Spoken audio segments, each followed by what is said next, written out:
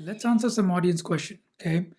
I got this question on Instagram. After years of meditation, I am still consumed into thoughts during the day. I'm still consumed by thoughts during the day. I am still struggling to be present. After years of meditation, I am still consumed by thoughts during the day. I am still struggling to be present. Firstly, what is the goal of meditation? Is the goal of meditation to create silence?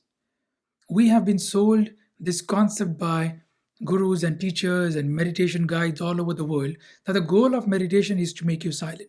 So everyone believes that meditation is to sit still by having a clean mind, by having a mind which is not thinking. Is it possible to have a mind without thoughts? Just consider the question for a second. Is it even possible to have a mind without thoughts? Or without thoughts, there is nothing. Nothing is left in the mind. You see, this silence that we are seeking is not the silence that you start with. Most people think that if I'm meditating, I must be silent. No, the silent, the silence that you're seeking is going to be the result of good meditation. Now, what is good meditation?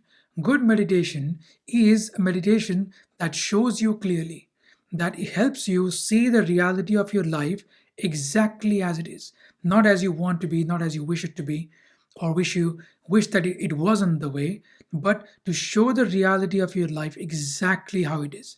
Which means what? Which means if somebody hurt me, somebody said something insulting at work or in my relationship, or my friend said something, then using meditation, can I observe the way I was hurt? Can I ask myself, who is it that was actually hurt? Why was I actually hurt? And step by step by step, examine the state of mind in which that hurt exists. If I can do that, then I can dissolve the hurt. And at the result of it, the end of it is silence. Silence is not in the beginning of meditation. So that's the first thing we have to understand. Secondly, if I'm saying that this silence should come to me because I've been meditating for a few days or a few years, now I am saying that I demand silence from meditation. Meditation is such a thing that defies all demands because meditation is different every day. It is like trying to touch the same river twice. We can't do that because every single time you sit on the banks and watch the river, the water is changing, the water is going, it's on its way. You cannot say, I want to have the exact same experience every single time. When I come with these expectations towards meditation, then I start becoming impatient. And when I'm impatient, I am not able to see. If I'm not able to see, how can I find silence? So we have to understand that meditation is not meant to create silence, but it is meant to help you see clearly. And the consequences of seeing clearly is a resolution, is an insight I may have into my own mind. For instance, why am I angry? Somebody said something to me and that made me upset, that made me angry. Why am I exactly angry? Am I angry because they said those things? Or am I angry because I'm afraid of what their words imply? See, somebody calls me stupid. What is there to be angry about? But I'm angry when I see myself as intelligent. See, so my image of being intelligent is what is being hurt.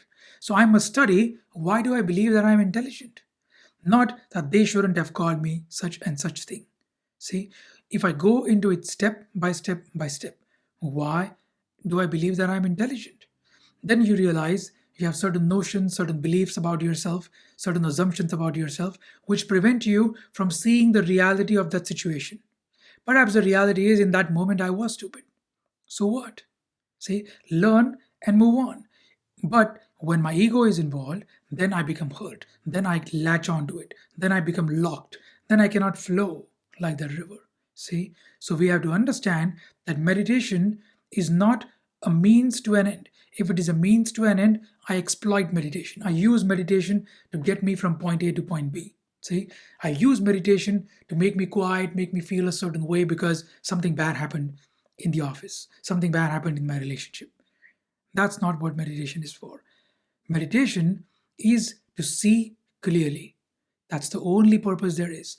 And that is why meditating should be enjoyable. It is not a chore. It is not something you do as a duty. It is not something you do because somebody has put you up to it. It is not something you do because you heard somewhere or read somewhere that meditation is nice.